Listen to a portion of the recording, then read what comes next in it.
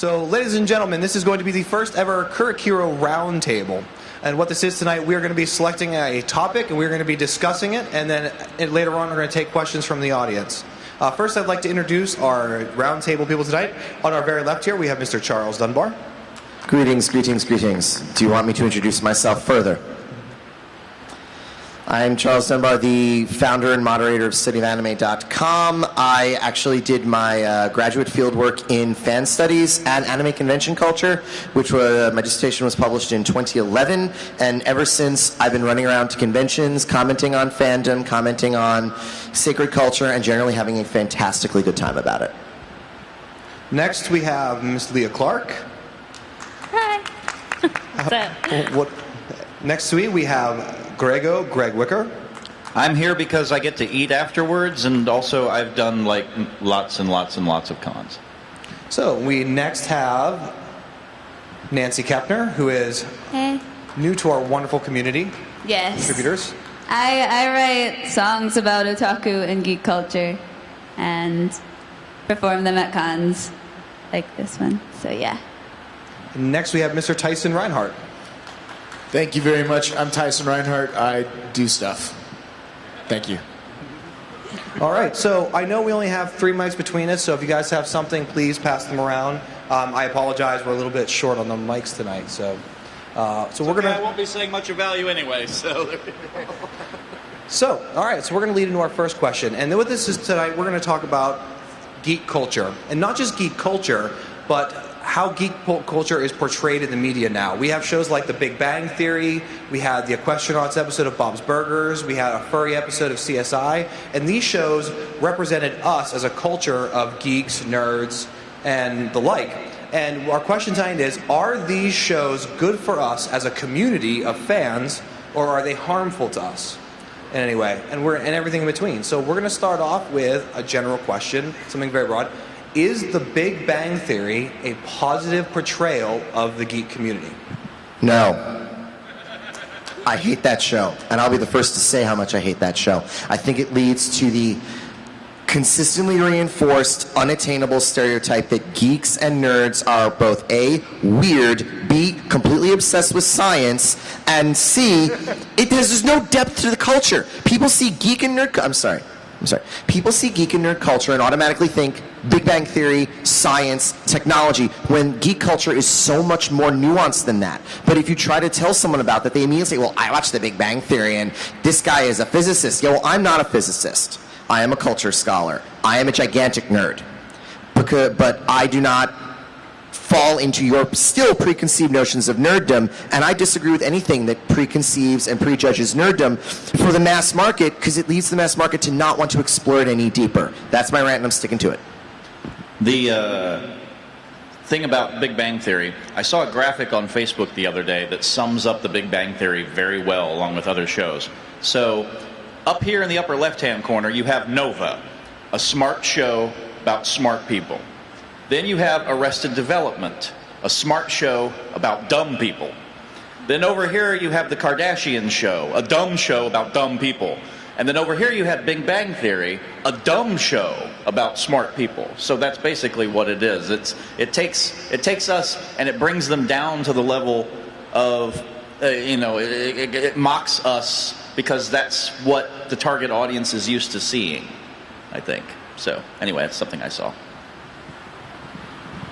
Well, I think overall it's probably a negative portrayal. I don't think that it's necessarily untrue. I just don't think it's entirely true, and it's definitely not always flattering. I know guys like Sheldon. I know guys who have to make sure that their watch is set to the second and will fidget and fuss if things aren't exactly prescribed to the plan they had set out for that day. That said, I also know a lot of quote-unquote nerds who play football and sit around dirty and gross in a different way. And then I know nerds who are beautiful, handsome, like models and stuff. So to assume that the only way that you can know more about Star Wars than just who the main characters are is if you're some sort of freak is kind of not a misnomer, but a misallocation of focus, because as we've seen with the success of nerd culture in other areas of our society, like the fact that Avengers was so huge, we've got Agents of S.H.I.E.L.D. on TV now. A lot of things that, wouldn't have flown 20 years ago are picking up steam and going. And I think a lot of it has to do with the Revenge of the Nerds started it. Like, they started where, like, nerds are the heroes, they're cool, they're obviously caricatures, stereotypes, but most of my favorite shows, and most of all of our favorite shows, are full of caricatures and stereotypes. I mean, there are definitely, of course, anime that break out of that tradition, but how many tsundere women are there in anime? Like, that's just, it's a trope. It's something that works for this type of storytelling. Is it accurate that 58% of Japanese women are hot and cold with you? No. They're all cold with me. This is true.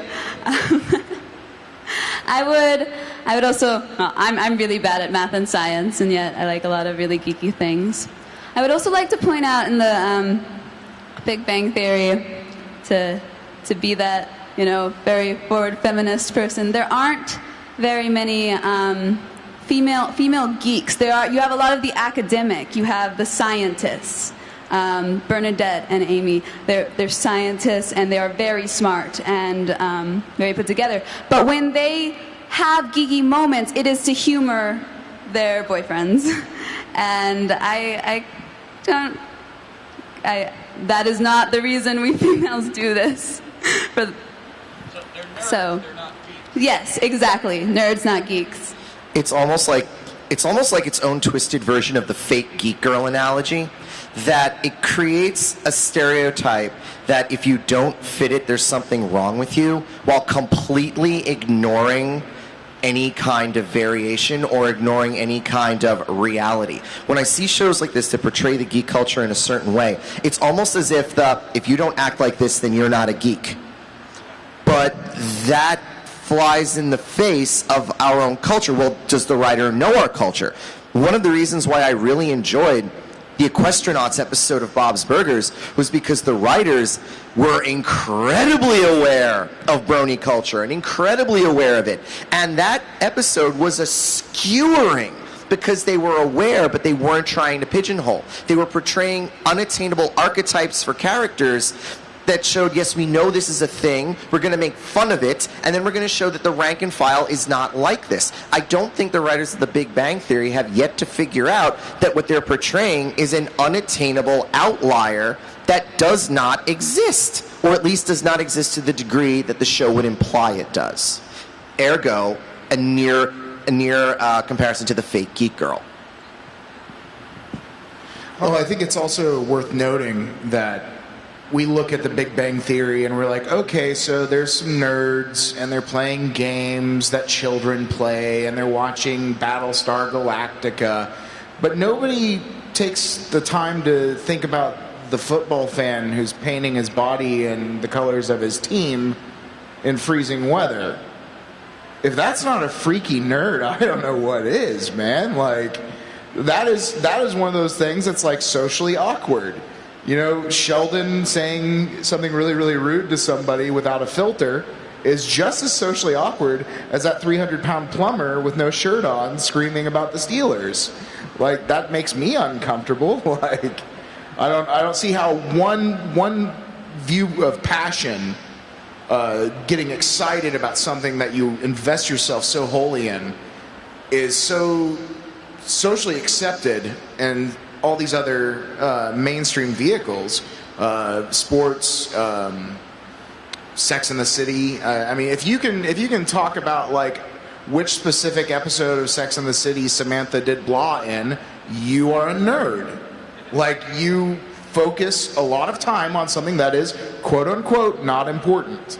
That's what being a geek is getting excited about things that really serve no practical purpose whatsoever, other than they just speak to something inside of you. And if football is that, cool, man, you found your thing. If anime is that, awesome, you found your thing.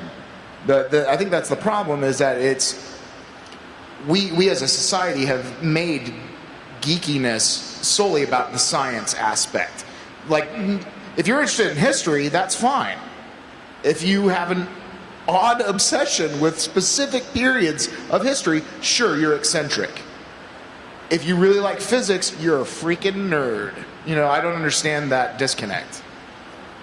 If you want to watch a show that shows an accurate portrayal of geeks in their habitat and the way they actually live their life, Princess Jellyfish.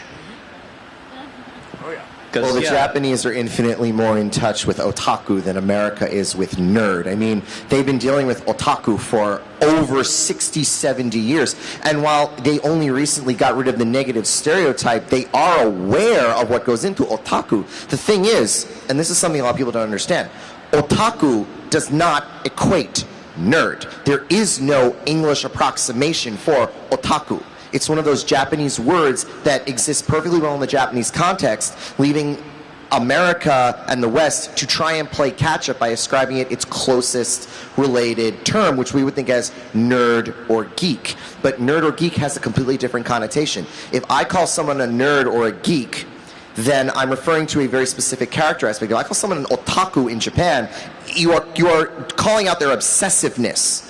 That is the connotation, obsessiveness. When you call someone a nerd or a geek, it is much more ambiguous.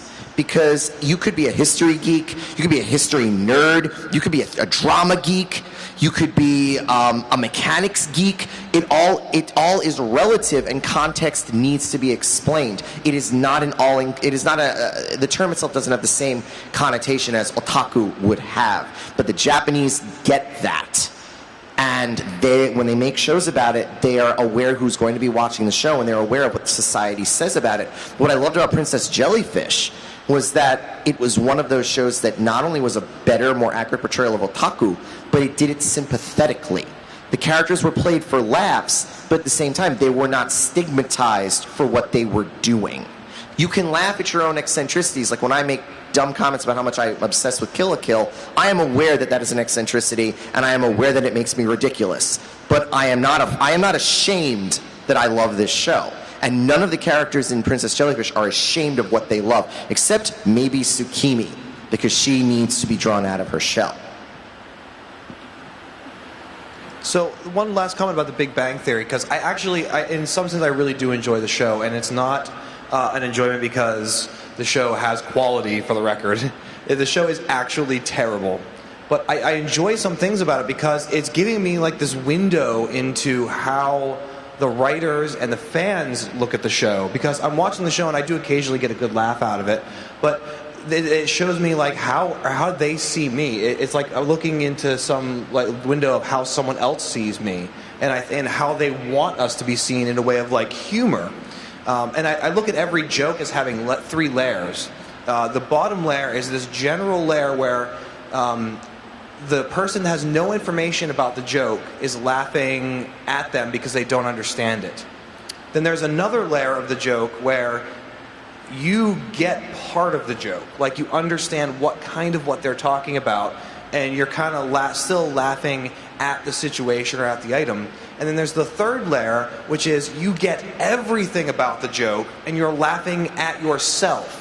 And that's almost hurtful because you're laughing at something that is you. You have ownership over that, and it's painful. And I think that level is why a lot of nerds and geeks and that in this general group that we've created for the sake of this argument, that they are uncomfortable watching this because it is an uncomfortable moment laughing at something that is an exaggerated, unrealistic window into themselves.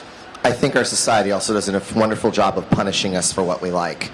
Especially, even though pop culture can be so popular and so prevalent in the mainstream, there is still that what a freak angle. I remember when talking about otaku years ago in my fieldwork, I would meet people that were classic otaku. They had every single trait. They were obsessive. They were knowledgeable. They had an enormous amount of information, and they used that information. They created their networks and everything. But the moment you called them an otaku, they immediately backed away.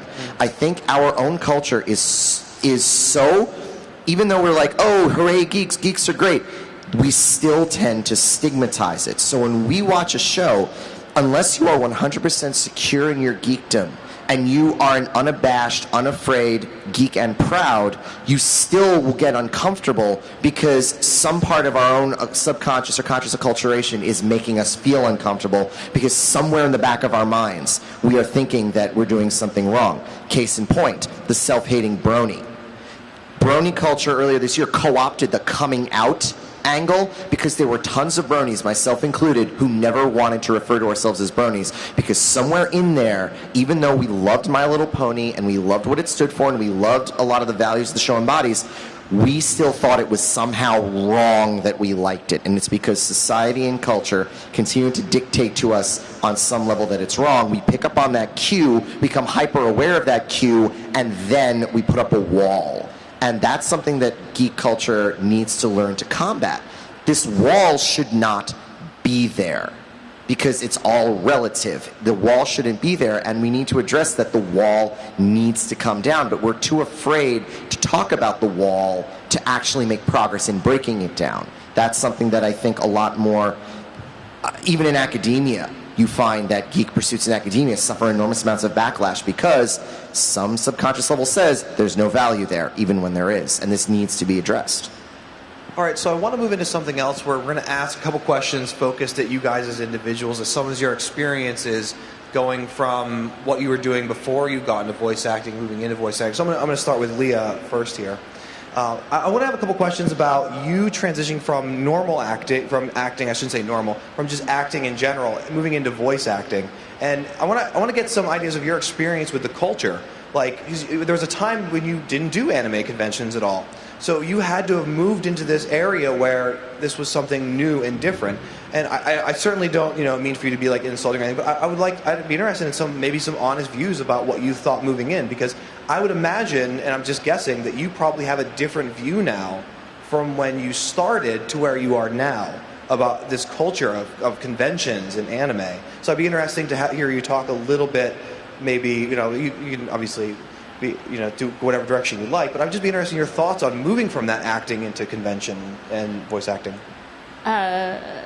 Like from moving from theater to doing voice acting, or just and general, going to conventions in general. Yeah, like there was a time when you didn't do conventions, right. And now.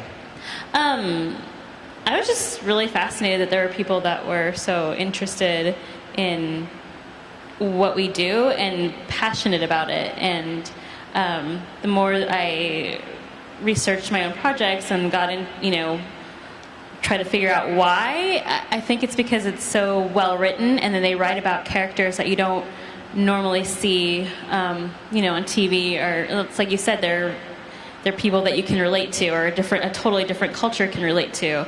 So that was kind of neat for me to see, and be able to see like what my work, who my work is touching, and like who it relates to, and stuff like that. And it's always just neat to see somebody, passionate about an art or anything, really. I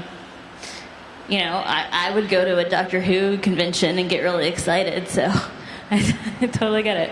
I have a feeling you're surrounded by a few Whovians.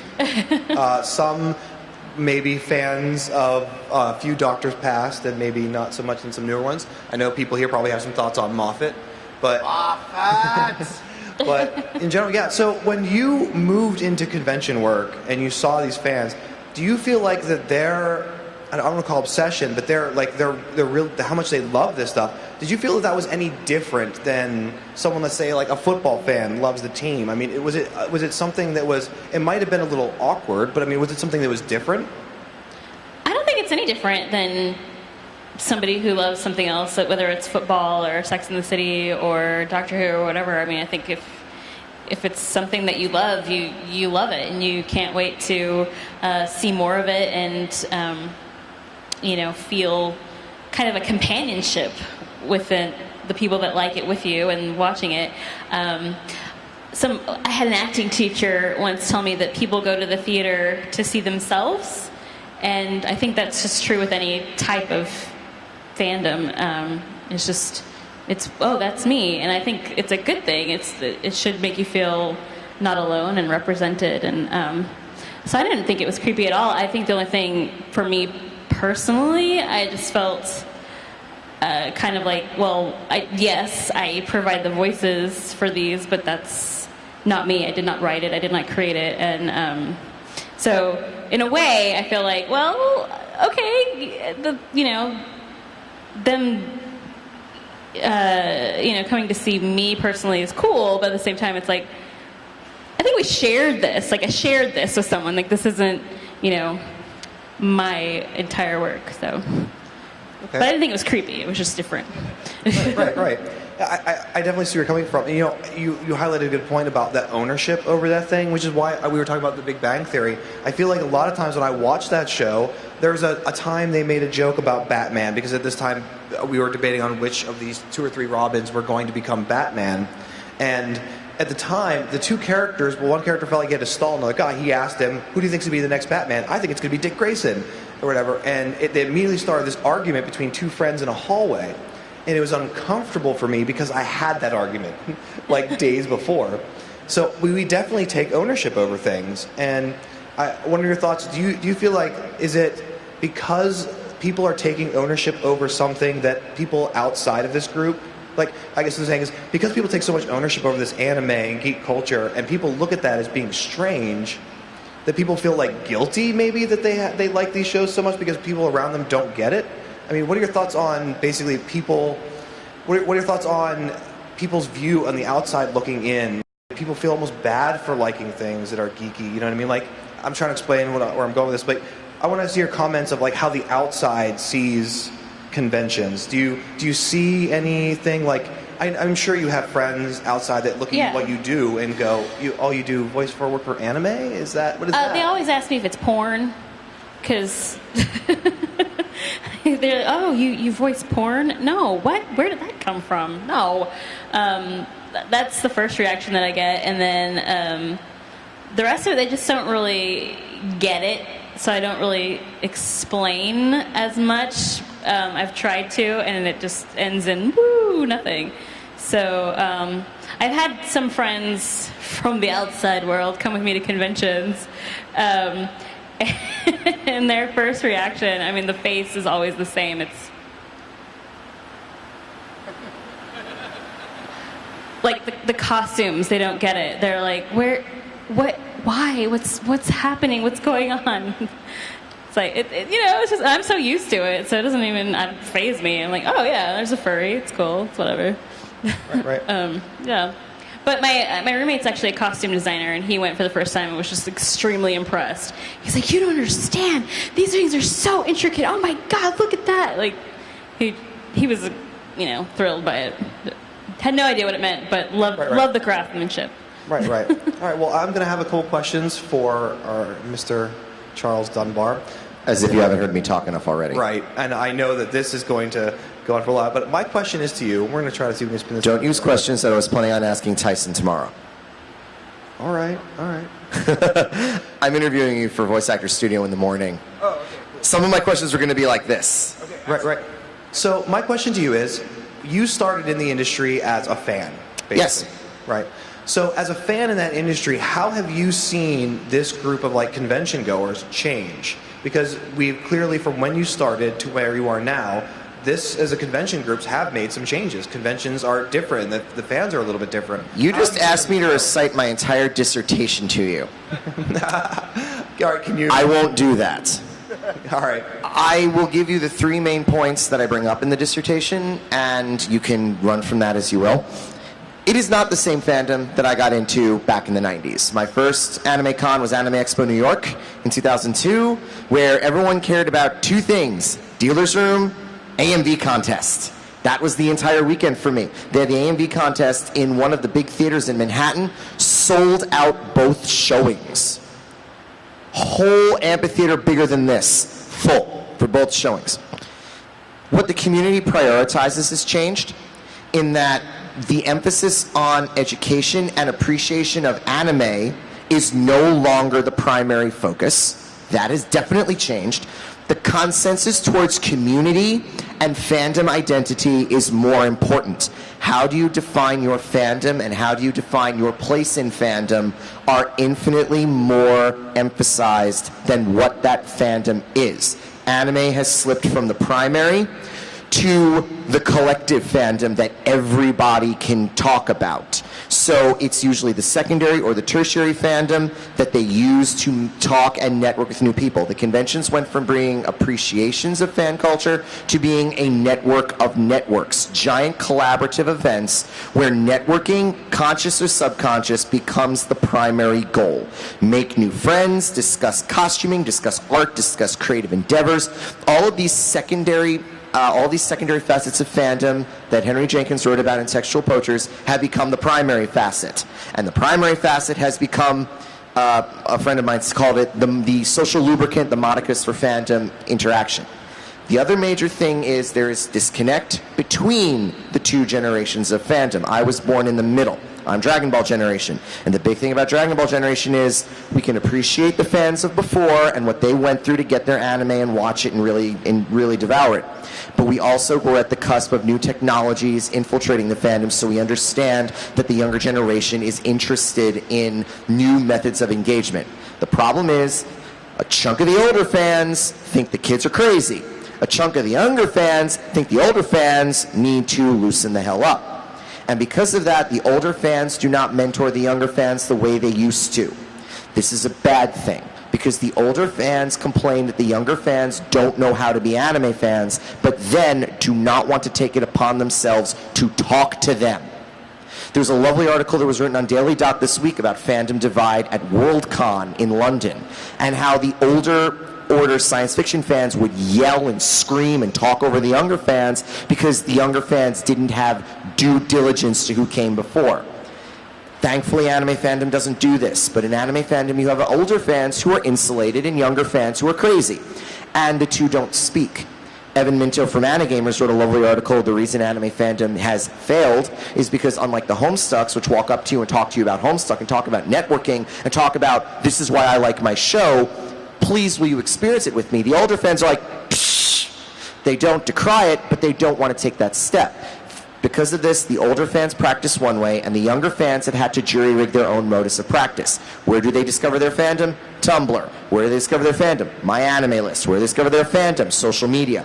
Ergo, their view of practice is very heavily influenced by social media, which is much quicker on the uptake, quicker on the interaction, much more emphasis on creativity and playing with things and cross-fandom pursuits, and less on purism. Is this a bad thing? No. Because these fans are practicing fandom as they believe fandom should be practiced, and that is correct. That is an evolved version of fandom, and it is in every sense correct. Could they stand to learn a bit more? Yes. So what does that mean? Hey, old guys, talk to them. They will listen. I can't believe there are people that don't know who Cowboy Bebop is. So I explained to them what Cowboy Bebop is. You know, it's really easy now. You know that space dandy fellow? Yeah. Him, but with jazz music. And you know what? The kids want to watch Cowboy Bebop. It's just a matter of, don't expect them to rise to your level. Meet them in the middle or go down to their level, engage with them, and you know what? You will find that these fans are just as interested in anime as you are. But because you put up a wall, they're not going to talk to you. They'll talk to each other, so go down there, don't be afraid, and talk to them. That is the major difference. I saw both sides. The fans that required me to go to the viewing rooms and watch all these other shows, and the fans that come up to me and say, you really ought to watch X, Y, and Z. Here's a bunch of fan art. And it works. I find my anime in wonderful ways, and I get to engage with both halves of the community, and I get to love every second of it. As you can also tell, I'm passionate about this because I love fandom. That is my thing. Excellent. Thank you. Dan, I want a copy of this video. We will absolutely give you. So I want to switch gears a little bit here since we've dug into that. I want to kind of dig into a portion of this with Nancy, because Nancy has a very unique thing that she can talk about. Because Nancy, Yes. you have only been going to anime cons for... Well, it seems longer than it has, but I started as a junior in high school. Now I'm a junior in college, so 4 years. Okay. Yeah, I've only been going to the conventions for 4 years, and I am part of the younger crowd of anime feel, and I definitely feel the wall at times. Though I I have made an effort as someone who writes songs to know more of the older animes so I can write songs. You're not doing anything wrong, Nancy. You're not doing anything I'm not doing anything wrong. It's the wall's fault. Yeah, that's right. All of the wall's fault. So my questions to you are going to be more about how you see the fandom from like a newer thing. Do you look at some of these older things as being something like, well, that's way too geeky, or do you feel like this is something that is you own these older things as well? Like, do you find ownership over some of these older things that were maybe from the generation before you? I have trouble finding so much ownership of the older things just because the older generation is so passionate about it. They were there when it was coming out, and they were just so into it, and I feel like it's...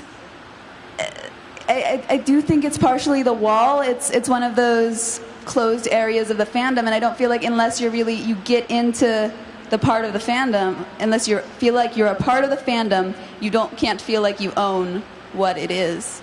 Do you feel it's like a for and against thing? Like you're either for it because you know about it and you're a part of it, or you're against it because you don't know about it? I'm not against it at all. I like a lot of the older animes. I feel like the people who were there and watching it when it was coming out feel very possessive of it, right, almost. Like the line in the sand. Well, you weren't here when it came out, so clearly you can't be a fan. Yeah. Okay. I do feel that at times, and I got into everything after it came out because I lived under a rock the majority of my life. So no cable, and didn't know how to use email until like very late middle school. So the other thing I want to talk to you about, because as some people know, that Nancy did a song called Explaining Anime to Your Parents. I did. And this song, not only it was good because there was that moment in my life where I had to explain this anime to my parents, but they only saw it as cartoons.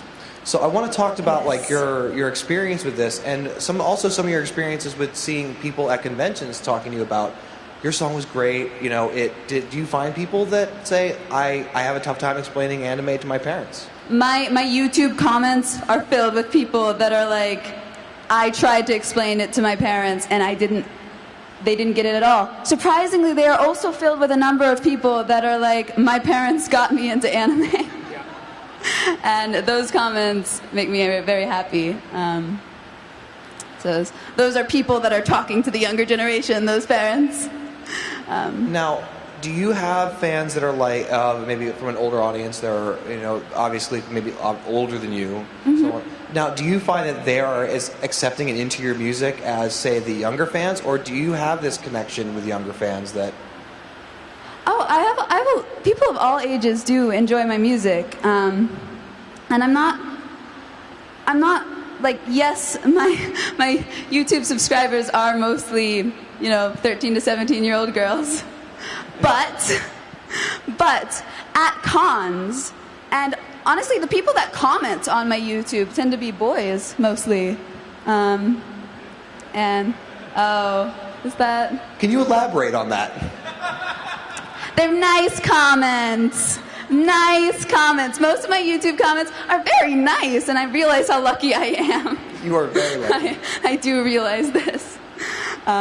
So the last thing I want to talk about for you is, how do you look at shows like The Big Bang Theory, or even shows that are like older than that represent the nerd culture, or possibly the Brony episode of Bob's Burgers? How do you see these shows? I mean, is there a way, like, what is your opinion on them?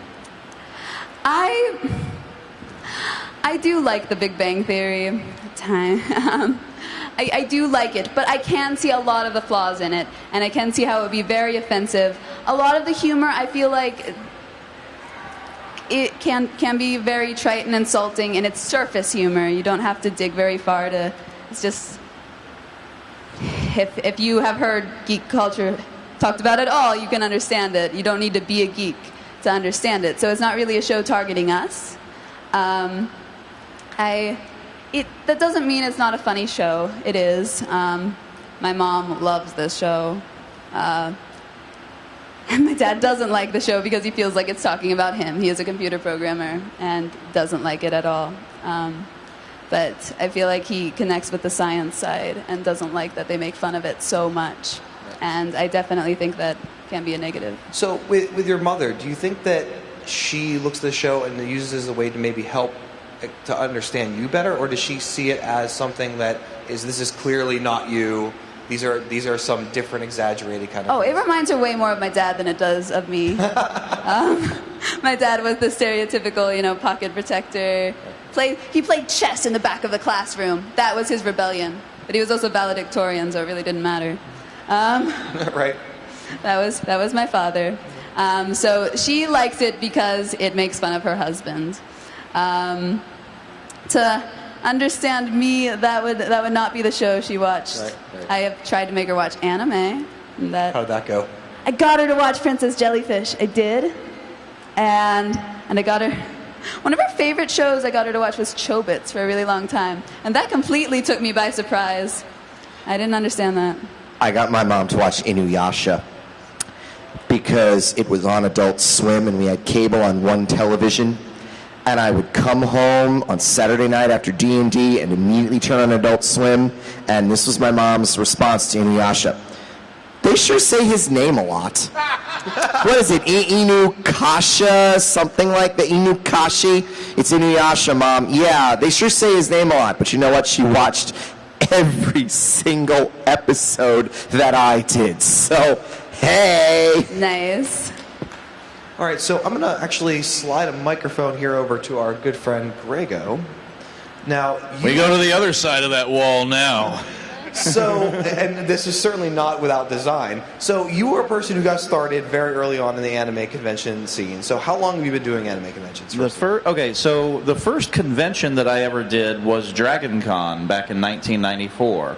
And I went solely for the purpose of finding anime. I had just really gotten into it. I mean, I'd always watched stuff like Voltron and Transor Z, which is Mazinger Z, and things like that. So I was a fan of anime before I knew it was anime. But around my junior year of high school there was a issue of Electronic Gaming Monthly that had a supplement in the back for TurboGrafx 16. This is how old I am. So in this supplement, there was a one-page thing on this thing called Bubblegum Crisis. And I read this, and I'm like, hey, this seems pretty cool.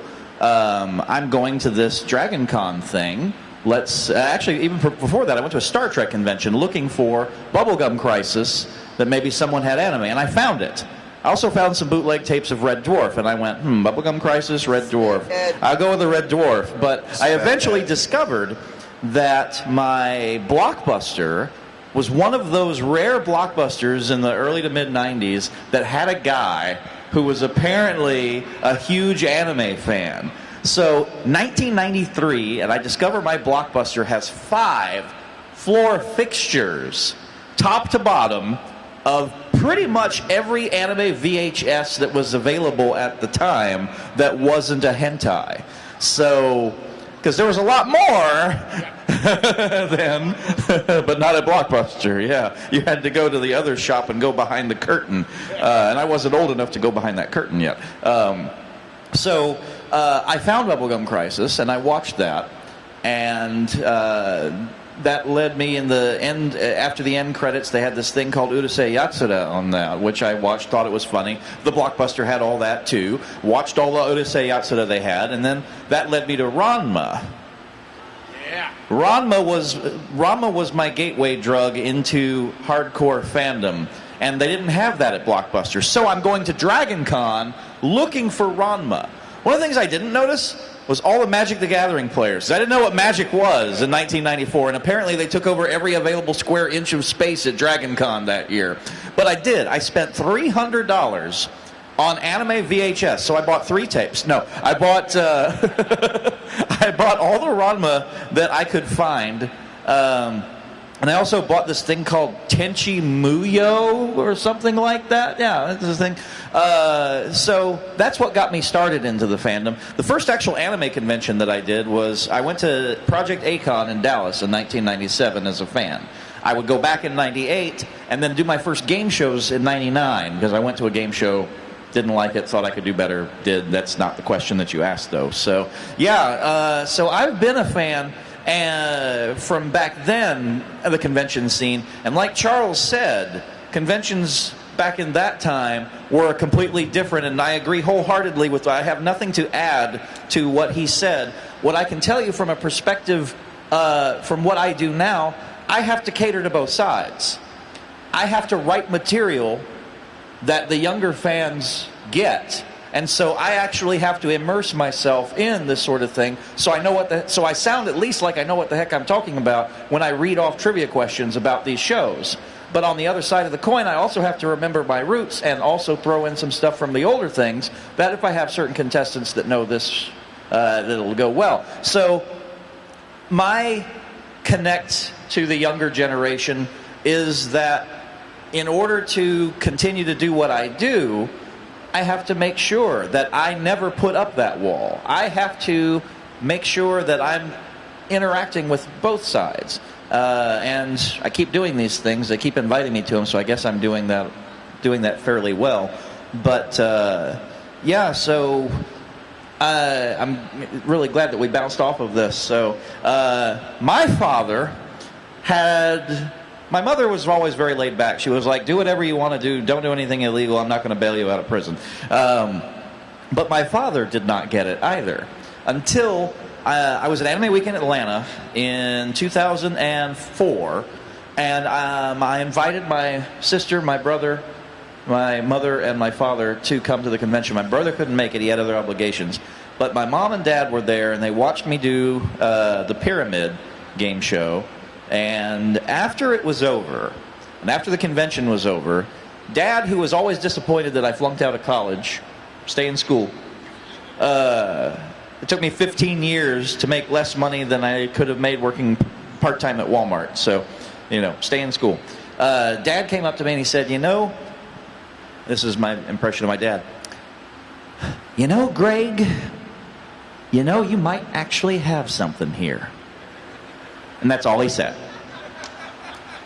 But that was enough. Never got him to watch anime. He got me into Xanth and into fantasy and science fiction stuff, so he got me into things. I never could get him into anime, though. Got my sister into a lot of things. She would watch shows with me. She thought it was all hilarious. My brother, not so much. He's, you know, a politician now, so we'll let him do his thing. But yeah, just always, I always make sure to, you know, I'll rag on the Italians, but I'll always get every Canada cosplay I ever see, I pretend not to. So I get it. So there you go. Just one more question to elaborate on. Now, when your family looks at these things you do you feel that there is a lack of understanding from that side? Is there something that they look at you, what you do, and in this fandom that you're a part of? Do they get it? Do no. they understand? No, my sister does now. She started playing WoW and she started getting into this sort of thing, and so she's definitely a geek now. But yeah, Mom, you know, she just wants to make sure that I'm happy and everything. So, and then like I said, Dad went to Dragon Con a couple of years, but he was going mainly to meet authors, and he ignored all the cosplay and the anime. He was kind of like me the first year I went to Dragon Con and ignored everything except, oh, there's anime, and I don't see all the rest of this stuff. But yeah, they don't get it. They don't have to. They just, you know, I'm happy in what I do, and they're happy that I'm happy in what I do. You know, I think that's also some of the core things that I'm going to still to give to Tyson here, but I think that's really one of the core things here, where, you know, we like this, and, you know, we really would hope that people would want to understand that this thing that we like, because we do have so much ownership over it. So that's why I'm gonna pass this one over to Tyson to kind of continue this flow of things, because I feel like you kind of have a very broad understanding of a lot of these things. So I want to talk about your experiences in geek culture and things outside of this group of people and how people see what you do. And well, so. I started off as a fan. You know, I loved Return of the Jedi was the first movie I ever saw in a theater, and for the next year, I forced everyone to call me Luke. It's the reason my favorite color is green, because that's the color his lightsaber was. I cannot tell you how heavily invested I have been since before I can even remember in sci-fi. And my dad, every night, used to read a little chapter of The Hobbit to my sister and I. So very quickly I got into fantasy as well, because that was just part of the family. My dad went to Star Trek conventions and stuff back in the 70s. And so it was an accepted part of our family life, just to be interested in the imagination and where your imagination can take you. My dad's a scientist. He's a geologist. He's very smart, I'll use the term cool in parentheses. Like, I think he's cool, but not in like the traditional way. But yeah, I mean, my folks have always been really, really supportive, even if they didn't quite understand why I was going to Lone Star Comics every Saturday and spending, $20 on, 4 issues of manga and $40 on a Escaflowne VHS that has 2 episodes on it. I bought Yeah, which puts me very much either on top of the wall, looking at both sides, or more on the older fan side of it, because now, don't pirate, okay? I like having a job doing this. I like coming to see you guys, so please don't pirate. When you do that, you take jobs away from me and my friends. But that is an available option. If you are not a good human being, you can go very quickly and watch whatever show you want whenever you want and steal money from the people who create the things you like. Or the other, but that doesn't necessarily mean it's better or worse than what I had to deal with, paying an arm and a leg to see literally Full Metal Alchemist Brotherhood kind of stuff, to see an episode, one episode, and then, they just hook you in and you'd be like, well, I'll go buy the next one. How much is the Rama 1/2 box set? Okay, I can't ask for that for any holiday. Like, it will never happen. But yeah, I don't know. I started very much as a fan. I've progressed through my life as a fan. And kind of to dip back into the earlier talk of Big Bang Theory, I think one of the issues that I have as a quote-unquote geek for their portrayal is it seems a lot of times that they're not making a joke about Doctor Who for Doctor Who fans. They're making a joke with Doctor Who at the expense of Doctor Who and Doctor Who fans for people who've seen a TARDIS once. And, that's fine, whatever, do your thing. I'm not trying to tell anybody how to live their lives. But maybe if you're living your life looking down your nose at somebody else's enjoyments that aren't gross and illegal, then you probably need to reevaluate your place. But it's been awesome going from being a fan into being like in the center of fan stuff going on. I've had a number of situations where I will be signing an autograph and somebody just gets nervous and kind of geeks out and is like, I'm so sorry. I'm like, take a deep breath. I'm going to tell you a story. The year was 1998. I was at a sci-fi convention. I was there with my best friend. We were both huge Star Wars fans. We basically would go over to each other's house and play Star Wars Rebellion on PC like all day. We went together to go see this, started looking. That was one of my first experiences with cosplay. I saw some awesome dented helmet, Boba Fett cosplayers. Awesome. All around getting super excited. And Billy D. Williams is there signing autographs. I get in line. My sister's birthday's coming up. She's a Star Wars fan as well, so I get 2 pictures to get them both signed by Billy D. I get up there. And he's like, oh, how are you today? Oh, I'm great. Could you sign these for me, Mr. Calrissian? And I just didn't say anything because I was like, I've already ruined it. I've already just destroyed everything I tried to do. I tried to be cool, tried to get in there real smooth, and I called him by his character name. So calm down. I'm not Billy D. Williams. Like, you call me by my character name, cool. Like, that is totally fine. But yeah, it's another thing I kind of find interesting about the Big Bang situation as a fan is that I'm in a punk band, so I don't understand why that is not an option for a nerd. You know, why is a nerd always going to be the guy with asthma? There's going to be a nerd somewhere who can kick your butt. They're not going to do it like out of the blue, but if you give them grief, enough grief, they're going to watch out for their own backs and their friends. I've done this as a big dude. Like, that's part of the culture too. Is like, especially in anime, you've got people who are very interested in martial arts, and there's some people I know who are diehard otaku that you would not want to be on the wrong side of the dark alley with them. Those are some tough dudes. Where are the Marines who are anime fans? The guys who are currently serving, who get, you know, a shipment of DVDs from Funimation and Sentai and everybody, just because, you know, let's take care of our troops. Where are these guys? You know, the guys who can kill a man in 5 seconds. You don't see that. You see the guy with asthma, the guy who, oh, my glasses. You see Velma from Scooby-Doo, you know. Granted, Velma from Scooby-Doo was the most capable part of the, you know, Mystery Machine crew, but she was also constantly needing rescue or needing help. Because Lord knows that A, woman, and B, a nerdy woman can't do things on her own. Come on. She can help other people come to the realization, but you need a dog to solve it all. You know, that's what we really need to be teaching young children, is that don't look to yourself or, you know, a respected, you know, older woman for advice, you know, who's been through life. You know, look to a Great Dane that can talk. Let's take that. And, but yeah, it's I don't know.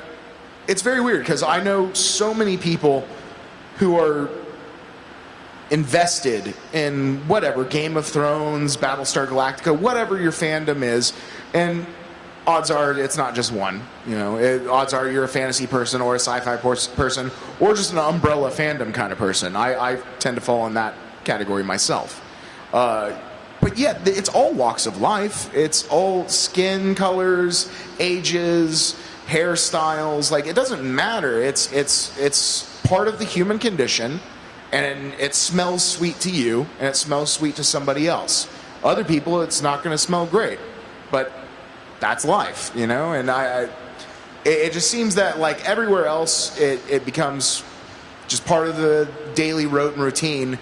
But when it's something like this, when you get really excited about, you know, David Tennant, all of a sudden you're off, you're weird, you know. And I don't see how that. Why are we paying any attention to the Kardashians? The only reason they're famous is because one of them was in a sex tape. Why is that something that anyone should care about? Well, it doesn't smell good to me, but it smells sweet to somebody else. So I'll wash my hands of the entire endeavor. And I don't understand why that can't go on either side of the divide. Why? I mean, a lot of fans feel persecuted and lash out, like, you know, Revenge of the Nerds style, like, oh, the jocks are always getting me down, you know? It's like, well, I know plenty of jocks who love nerd stuff. Like, there was a con a couple weeks ago that was sharing a hotel with a professional football team. And a bunch of the guys on the team were like, oh, look at that guy. And one guy was like, oh, I love that show. I love that show. Like, and so I think as social media progresses and as everything gets more and more open, the world gets a little bit smaller, I think it's going to be a lot easier to see that your eccentric uncle isn't that weird, you know, like he's just somebody who really likes this thing. And that everybody has their own passions, and if you don't, I'm sorry for you. But yeah, everybody's got their own thing that just makes life worth doing. And I think hopefully with it being the 21st century, that will become more of a way to get together and less of a way to divide. That's kind of what I hope and what I've been seeing. Right, and you know, one of the reasons I've kind of pointed some of these questions at is to talk about this wall and this divide and some of these things where we see that people want to draw these lines in the sand about you're on this side and I'm on this side. And I think some of the root of this that I want to bring up as our next topic is the word geek and nerd itself. We have built a category, and we have made these people, we put us in this category. I did it when I created this panel. I put us in a box. I want to just make a controversial statement. And this is something that I see in fandom, and I see this on the internet a lot, and it speaks sort of this idea of why you don't see it in music all that much, or why you don't see it with the Kardashians all that much. And on the one side, you have this idea of socially acceptable, like music is socially acceptable unless you're a metalhead or a hardcore punk, and then you're victimized. I want to bring this up here. There is an element in the fandom. It is a vocal, loud element in the fandom that likes being a victim, that really enjoys saying, like, everyone's a fan of something. Every single person is a fan of something. He's just making the pantomime, but everyone is a fan of something. But I have encountered more and more people in this day and age that when you point out the similarities between what, like, if you go to a sports fan and point out the similarities between what they're doing and between what an otaku is doing, they will laugh at you, but they'll understand. Because they're just as ridiculous. You go up to a religious person and explain about fandom and religion. If they are open-minded, they will turn around and they will understand what you're saying. In fact, I have used Evangelion as an evangelical tool. It worked. But there is a segment of the fandom that the moment you bring this up, they immediately start talking about how persecuted they are. And they immediately start talking about how hard it is to be a fan. And the reason the music and the Kardashians are not the same way is because those people are accepted by society. I'm not, so let me go talk about how I'm not. These fans do just as much damage to fandom as any outsider because they're obsessed with portraying themselves as victims. And until they realize that, no, the goal of this is not to portray myself as a victim, but to say that I am not a victim, then you have a problem. This is something I see on a regular basis. And I'm not going to be as vocal about it as Grego is. But this is something we need to talk about. This holier-than-thou fan who is so holy they develop a martyr complex. Now, Jesus Christ, love him to death, was a martyr who did not have a martyr complex. And he had the right to have one. So I'm sorry, certain element of the fandom, you are not a martyr. Stop acting like one. It ruins it for the rest of us. Well, I think to add on to that as well is that to continue that mindset of, oh, I'm victimized, and, you know, a lot of times it can be true. But to continue that and to perpetuate that is only going to bring more, like, hardships on the We victimize each other because we want to prove that we're victims, and that's a crock of shit. But when you identify yourself as a victim, it then identifies yourself as a victim to the people who would victimize you as well, thus reinforcing that constant berating and awkward, encounters. I'm a fan. I have taken flack for being a fan. I have been called 3 different F words over the course of my life. I have been mistreated by other people. I have been called every name in the book, and you know what? This is my response, done in a fandom way. Because I don't care. Victimize me all you want. The only fandom that I get a little skittish about are bronies, because there is a certain level of pervert theory that goes around with brony communities. But with everything else, I don't care. I am a fan. I am a proud fan, and I'm not a victim.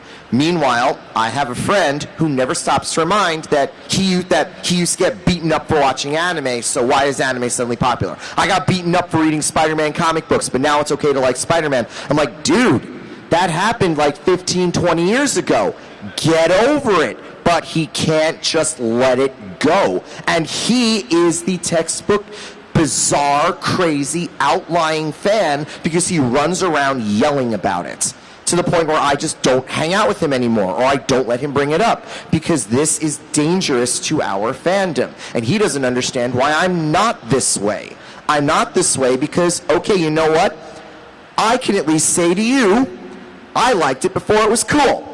And that makes me feel happy because I liked it before it was cool. And it's just in the way we interpret this level of fandom. So it calls attention to the victimized fan. It validates the victimized fan. It calls us all this crap, all because one person will just not, to paraphrase Frozen, let it go. that stuck in my head. I do not like green eggs and ham. I do not like them, Sam. I am. Revenge. Yep. So, speaking of victims, I know a lot of one of the types of fans that gets portrayed as a victim a lot is the female fan, which I know I have always been here, and I have felt the most accepted out of anywhere, like when coming to cons. So I don't know, as Leah, as another female member of like geek culture, do you feel like, and I'm not trying to, like, I'm not saying that we portray ourselves too much as victims, because definitely there is a lot of problems amongst the fandoms, but how do you, I don't know. I don't know. I just don't get the victim-y thing of it in general, because I don't know. I guess I never see it, but I don't know why somebody would be upset with someone else for liking something. It just doesn't even compute in here. I don't get it. So I've never faced it, and I'm shocked that happens, actually. Right. So with you guys, because you're obviously both being women, and when you look at outside of this thing, like in video games, there is a lot of misogyny and sexism. There's a lot going on the internet right now with that, where people are very aggressive and violent towards it, and they're basically being told, oh, it's okay, just forget about it. We don't see that much in our fandom. Like we have a very accepting fandom of different sexes and different viewpoints. I had someone last year thank me because they are transgender and they feel very accepted. So in that same vein, do you guys feel that there's any much sexism in this at all? I mean, I generally, is there any sexism in anime, or sexism in like convention culture in anime, or? I feel like a lot of the younger generation, there are a lot of more anime targeting girls. So a lot more anime fans are girls and won't put up with that. And so I do not feel like currently it is as big of an issue. I feel like there could be some frustration amongst older anime fans might have more of a problem with that. I don't know. At a lot of anime conventions now, except for like maybe some of the oldest cons around, most anime conventions, there are now actually more women than men at the cons. It's a small percentage more, but yeah, it's, when we started going to these events, it was complete sausage fest. But now it's pretty much right down the middle at this point. Before you put that down, one of the things I wanted to talk to you about was, do you feel that your roles represent strong female roles as like a role model to women? Because we have a lot of women that are a part of our community. It's a larger percentage now. Do you feel that a lot of these characters have, since you've gotten in, are strong female characters? In the anime? Yeah, and especially some of the things you voiced, even, as a good example. Fortunately, I feel like I have had some characters that are actually pretty hardcore, and I guess it's because my voice sounds the way that it does. Suddenly, if you're nasal and pingy, all of a sudden you have strength and power, and you can beat boys up.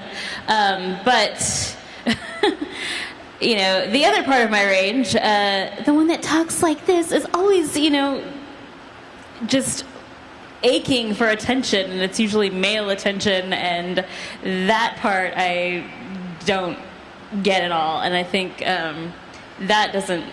that bothers me personally. I hope that girls watching it aren't thinking that that's an okay way to be. Your life isn't being made because some boy is paying attention to you.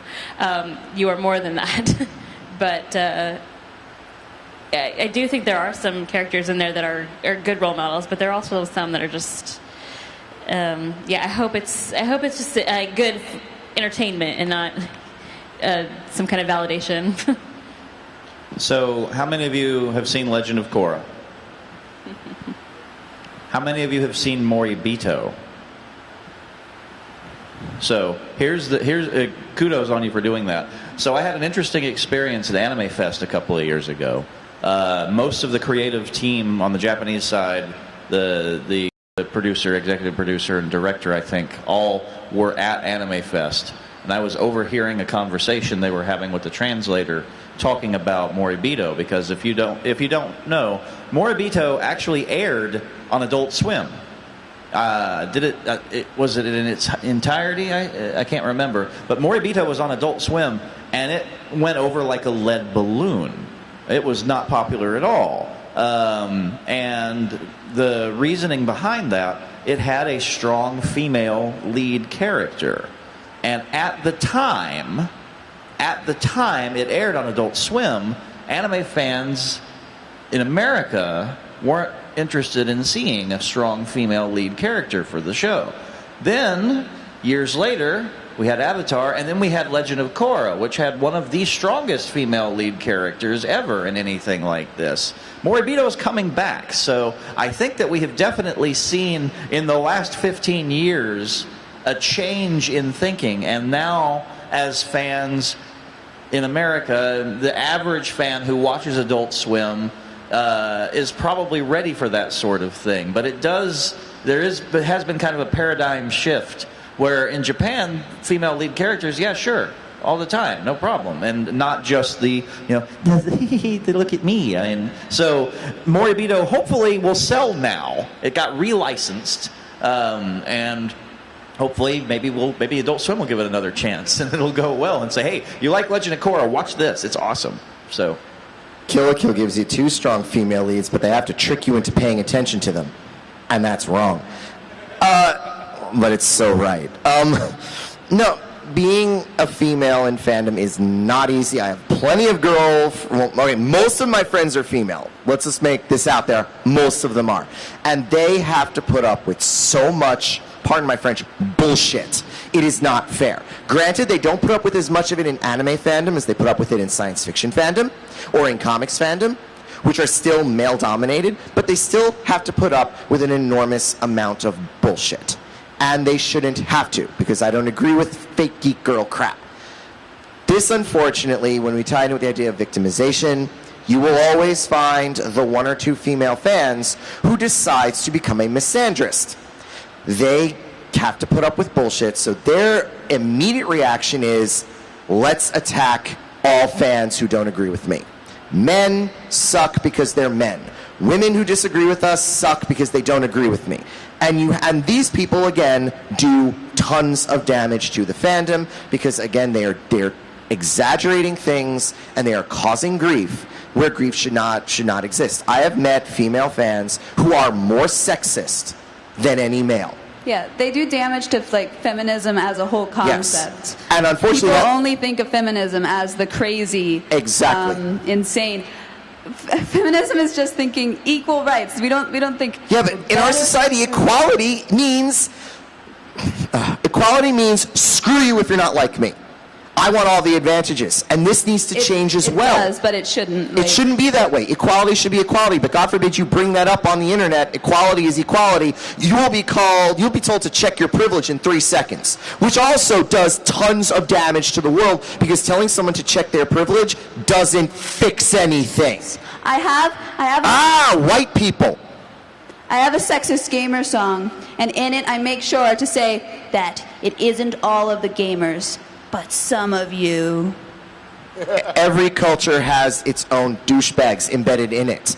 The really good cultures are the ones that recognize the douchebag for who they are, pull the douchebag out, put them on a pedestal and say, this is a douchebag. These are not. And I think in geek culture, it'll get there.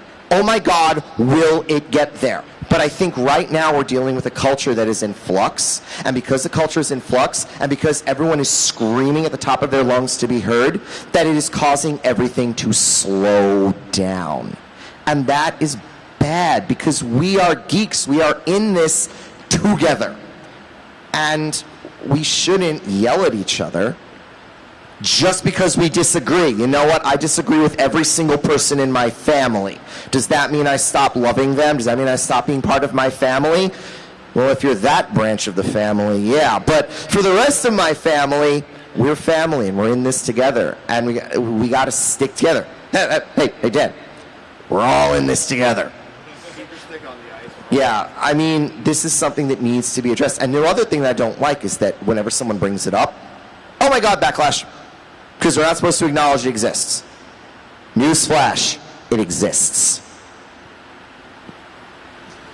There's a lot of, speaking as half old and half new fan, there's a lot of the internet culture that I don't understand or don't get. I love Doge. Doge cracks me up. You can call him Dog-E if you like. I prefer to give him the title of like the strongest man in Venice in the 1600s. So whatever. But I will say this. The internet community has given us a word for the people that you were just describing, and they are trolls. And what a wonderful encapsulation that is. How many people do this just to do it? Yes. I mean, anonymity gives you this ability to just do it. Don't feed the trolls. Send them back to 4chan.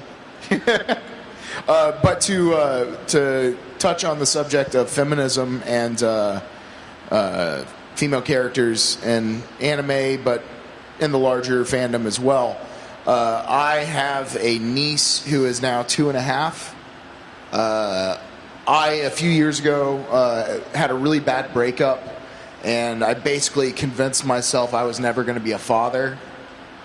And so when she was born, everything just made so much sense because I had somebody to focus all of my love on. And I've had so many bad experiences with girlfriends and stuff that I was leaning in a misogynist way. And as soon as that little girl was born, that all took a back seat. And I read an amazing article. It was a woman who was visiting some friends, and their friends had a little daughter, roughly my niece's age now. And everybody would see her and say, "Oh, don't you look so pretty in your little dress? Oh, don't you look so cute in your little dress? Oh, don't you..." And this lady was realizing that that's the first thing that this little girl is hearing from everybody validating her. Nobody else was saying, "So what books have you read lately? What's your favorite book? What's your favorite character? What cartoons do you like?" They weren't finding anything out about her. All they were doing was instilling a concept that is outdated and outmoded on this poor little girl. It's universal, Tyson. You see it boys, too. "Oh, he's so handsome. Oh, you look so strong." We live in a culture that is predicated on appearance. Yeah. And that is another horrible thing all in all on its own, because one of my friends who writes a blog on My Little Pony, he makes it a point of saying that too many shows and too many things talk about how validation is brought through looking pretty, being in a relationship, or having like some kind of arbitrary goal, and this leads to like, I have a friend who suffers from this. She thinks that because she's not in a relationship that she's fat, ugly, and stupid. And this is so wrong, because she is brilliant, she is beautiful, and she's not even remotely fat. But she thinks she is, because there are so many girls that think that way, and it's wrong. So many. So many of my friends are just like, I can tell them a million times that they are beautiful, that they are wonderful, that they are one of the best people I know. And unless they hear it from a guy, they will not believe me. Unless a guy validates their opinion of themselves, they won't believe it. And it's horrible, because what are we teaching people? What are we teaching people? I don't have a boyfriend. I've never had a boyfriend, and it's just because I'm really, really busy for the main part. But that doesn't make me any less pretty or valuable of a person. A few years ago, I saw a really fantastic video at a con during closing ceremonies. I don't know if you guys know the Andrew WK song, "She Is Beautiful," but this guy went around the con taking photos of every female cosplayer that he found beautiful. He ended up with photos of every female cosplayer at the con. And he strung them together to "She Is Beautiful." And the whole time he was saying, "This is beautiful cosplay." And it was everybody. Because as far as he's concerned, you know what beauty is? Beauty is confidence. Beauty is intelligence. Beauty is respect. Beauty is compassion. Beauty is whatever the hell you want it to be. It is not arbitrary. I don't like saying big is beautiful. I like saying human is beautiful. And he did this video, and in the end it said, we are all beautiful. He got a standing ovation at closing ceremonies at a small con because someone needed to do this. And we need to see more of it because this idea, this arbitrary bullshit, and I'm cursing way too much. Yeah, it's all But right, this it's all right. idea never gets hammered home. The fake geek girl is a fake because she's pretty. Screw you, okay? Right. So- Screw you. Are you So- saying that in order to be a real girl, you need to be fat? Screw you. You I have a don't know question. Jack. So I actually do know Jack. He's an awesome guy. So the question is then, do you guys feel that in this geek culture we have, are we more accepting of the sexes and of these varying backgrounds? And I think that cultures? geeks are more accepting in general. One of the things I like about anime fandom, and I talk with anime fandom, is anime fandom was the redheaded stepchild of fandom for so long that I think a lot of the early anime convention crowd was fond of saying, we were all are welcome. You will have a place here. It doesn't matter who you are. Welcome. We do not want to be exclusionary. And anime fandom is like this. Every culture has its outliers. Every culture has this kind of stuff present in it. So, as an example, because we run 3 conventions a year, and I always say Homestucks drive me nuts. I can't stand Homestuck. Homestuck does drive me nuts, but it's your right to like it. Right, but I build a show for them. Like, not just them as a single group, but I have built a convention because I want this group to feel at home for 3 days.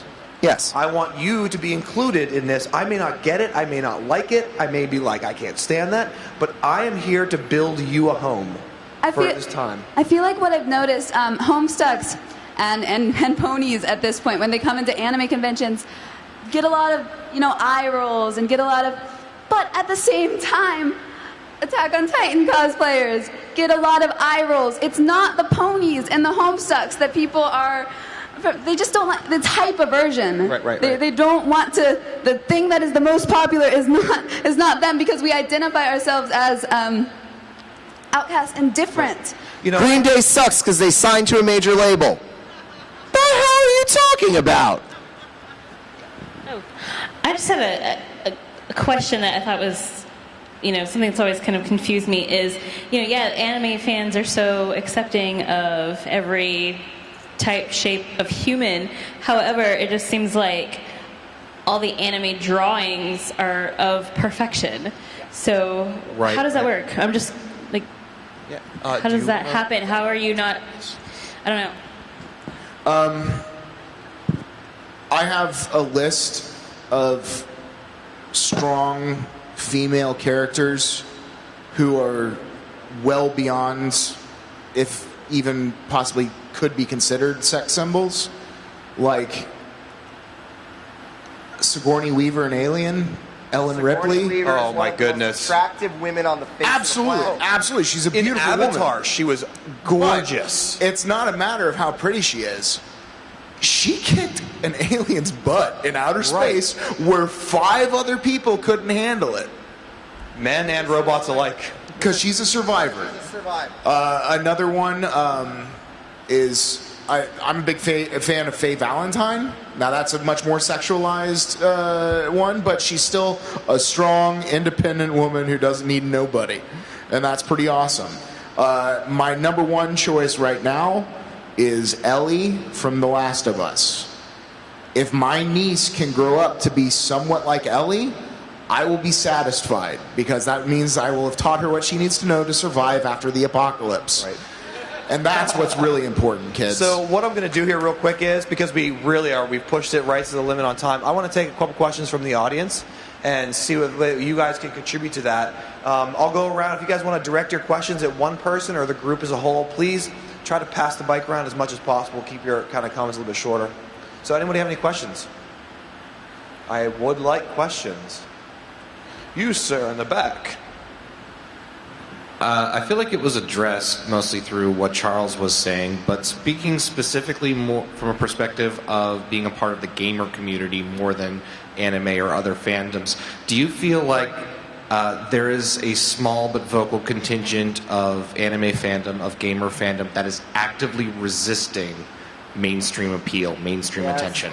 Yes. No question. Definitely. Anybody want to take that one? I'm guilty of that. I'm very guilty of feeling special because I like something that other people don't. Like I said, I'm in a punk band, so as far as music goes, if it's on the radio, odds are I'm not listening to it. It used to be because I was being stubborn and thinking that I'm super elite. Now it's because the music's just trash. And I know that because when I work at my other job to help pay gas and groceries, I have to listen to the top 40 for 6 hours. And none of it's good. The best song there is, and I'm sure a lot of you enjoy it, and it's not a bad song. It's that I'm Happy song. It's a perfectly fine song until you hear it the 16th time in 4 hours. And then I'm the opposite of happy. I'm very, very unhappy. But no, I've been guilty of that, of being super exclusionist, like, not like that I'm trying to keep other people out, but that I'm trying to keep mainstream out, if that makes sense. Like, the group who's like, I saw a great comic. It was a boardroom at Fox Studios. And it's the executive being like, Guardians of the Galaxy just netted, this many $1 million. We need something like that. We need to get out there. We need to give people an outer space adventure with cool guns and a ship. And one guy's like, we did that. It was called Firefly. We canceled it. And then they throw him out the window.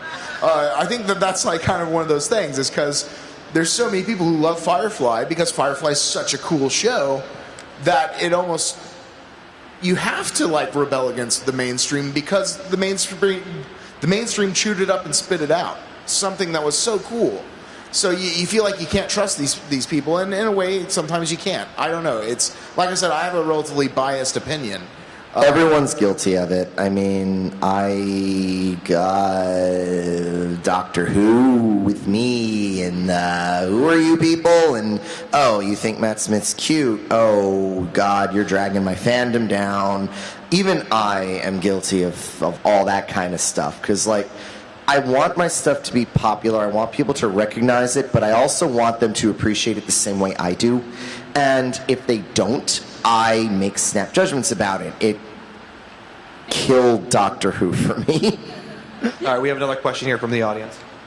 So I wanted to get your general take on if you feel that the show of Sci-Fi's Heroes of Cosplay has affected the cosplay community and either enhanced it or scared away some of the newer cosplayers who don't feel that their craftsmanship and skills are as good as the show makes everything look all flashy and happy.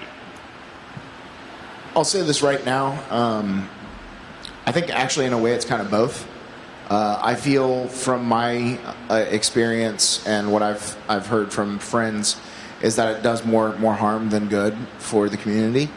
At the same time, it is now reaching out to a larger demographic that tons of people who may never have even really realized what cosplay is, but always loved dressing up at Halloween, now realize that there's a situation like that where it's like, hey, I can go and dress up as Captain Kirk or whoever I want because there's a group of people that get together to do that.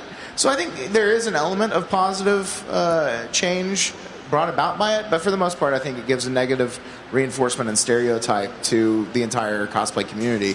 I'll finish by saying this. As far as amateurs tackling cosplay against these professionals, the greatest cosplay I have ever seen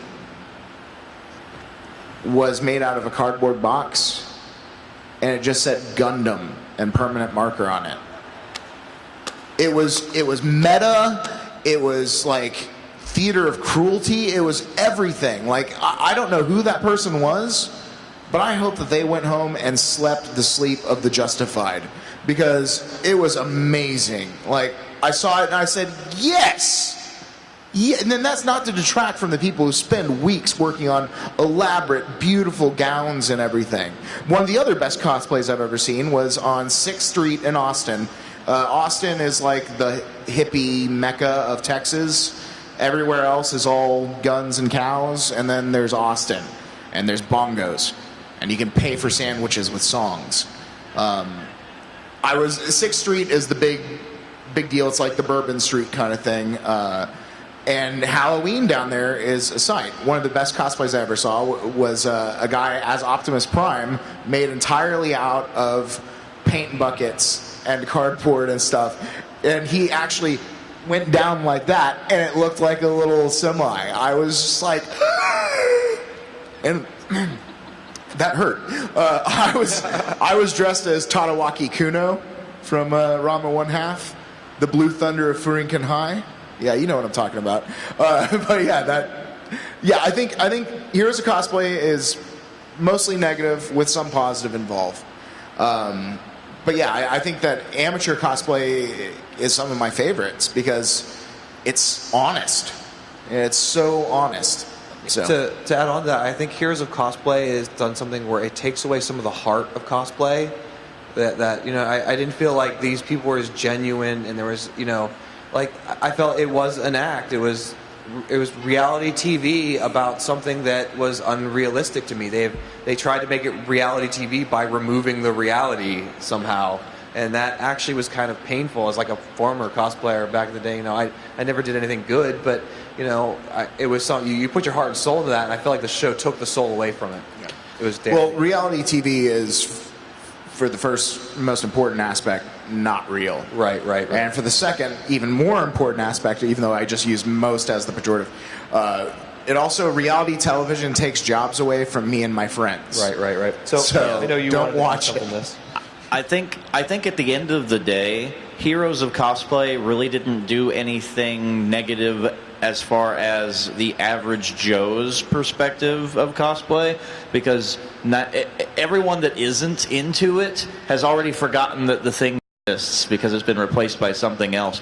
I think one thing that it has done, unfortunately, is it has given a rise to the I want to be cosplay famous kind of person, and I think that that's damaging to fandom as a whole. And this is from someone who has completely earned his living coattailing off of you guys. Because if you guys hadn't paved the way, I wouldn't be able to make a living doing game shows featuring some of you as celebrities and doing all this sort of thing. But I think we've gotten to a point now in fandom where everybody wants to be famous for doing fandom. And they see something like Heroes of Cosplay, and they don't do their, I spent 15 years building up what I do, but people see Heroes of Cosplay and go, oh, I can just do that. And they don't take the time to actually, put in the work, put in the effort, put in all of the necessary things that you have to do in order to become famous, not just a drop in the bucket like, reality TV personalities can be. So before we wrap up, I want to go around just real quick, some last comments about something we talked about with geekdom and so on and so forth. So we can probably just go in a row, starting with Charles. We want to keep it a little bit short because we're going to wrap this up here. I think I've said enough tonight. I mean, everyone knows exactly what's on my mind, and I'm starting to come down off of it. So I think I'm satisfied with what I've said.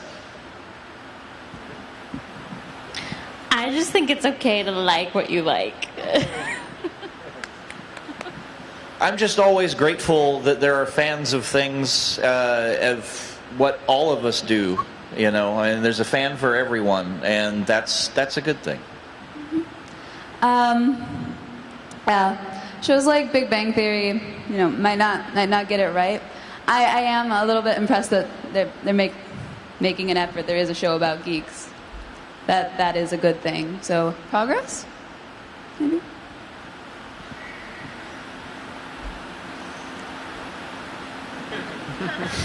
That's a pretty big step.